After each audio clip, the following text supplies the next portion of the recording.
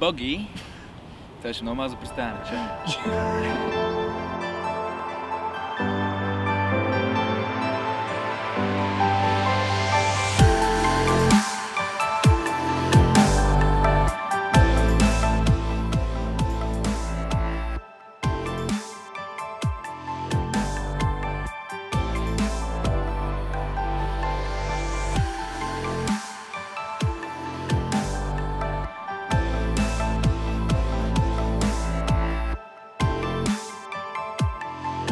Society in Motion епизод 3. Хващаме се с Боги да покрием епизода с алфите между 20 и 30 години. Здравейте, казвам се Богомил Кръстев и според моят приятел тук съм доста голяма алфа. Много тежка И сега алфа. ще разберем какво е да си алфа и доста такива неща. Какво е това алфа? Да си алфа? Да. Има много начини, по които мога да го опишеш. Примерно да си лидера на някаква социална група. Добре, какво те прави лидер на хората? Какво ги кара да те слушат? Нещо интересно, което съм забелязал е, че аз имам много разширено чувство за хумор, с мога стига до много крайности. И това съм си аз. И идеята е, че когато го показвам пред други хора, без да се притеснявам за това, защото много хора се притесняват да са реалните себе си пред други хора. Когато го направят това, другите хора около мен могат да се отпусти да го правят същото. Добре, аз много се срамувам пред камера. Аз не мога да функционирам правилно, когато снимат. Обаче това не е вярно всъщност, защото съм бил във Виетнам. А защо се притесняват? Какво ги спира? Какво ги спира?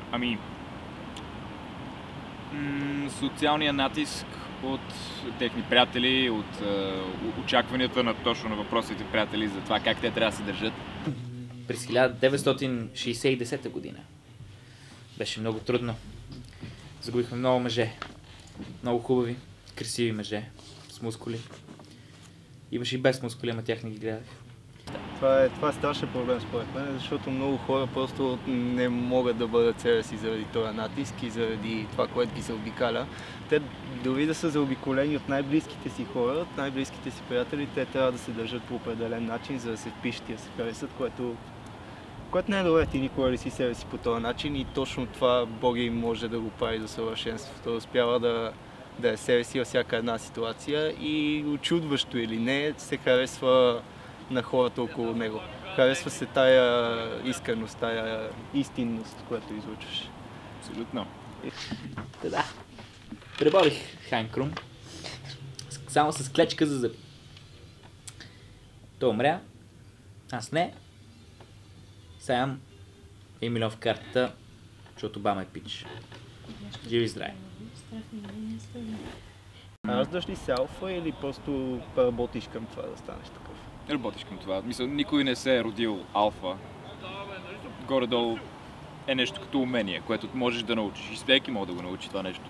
Да, това е просто умение, което можеш да тренираш с годините, който и да си и по какъвто и начин да си свикна на живот. Променеш няколко неща, няколко параметра, научаваш нови техники в този случай за говорене, някакви социални умения. Представи си ситуация, дискотека, студентски град, естествено. И някой е довел 5 момичета. Той е алфата. Той буквално е взел плячката. Довел ги на масата, всички други са, може да е. Дай ни тези жени тук. И междувременно малкият Гошко с чилцата бетата седи и си пие биричката и гледа наоколо. Сканира. Не знам за какво, просто го прави. И може да вземеш един Гошко, поправиш го малко как изглежда и тогава започваш да караш Гошко да тренира тези социални механики.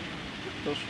И Гошко изведнъж може даже се напомпа примерно някакви лосчета нещо и Гошко стане много готин, защото е събрал много умения и е правил много различни неща.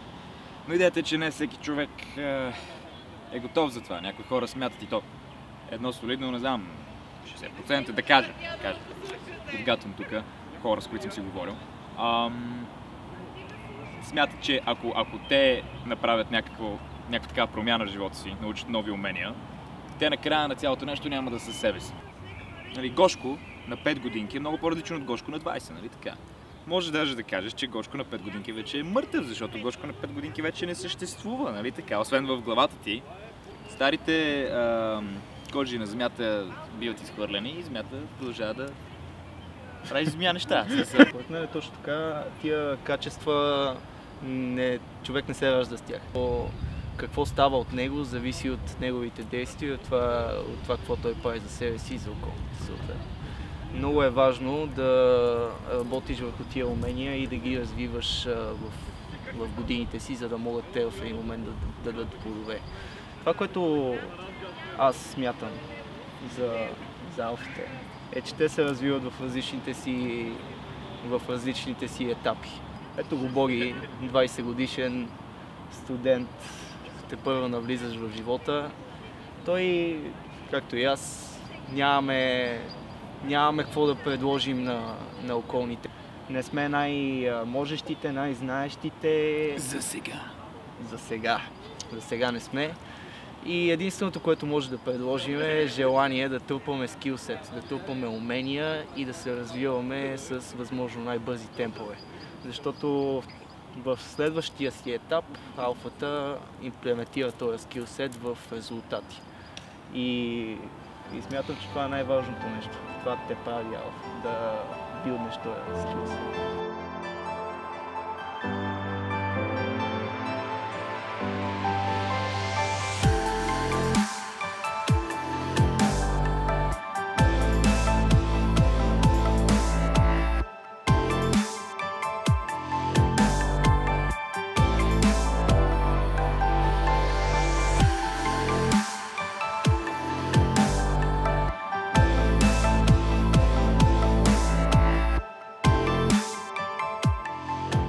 Алфа трябва да изглежда добре.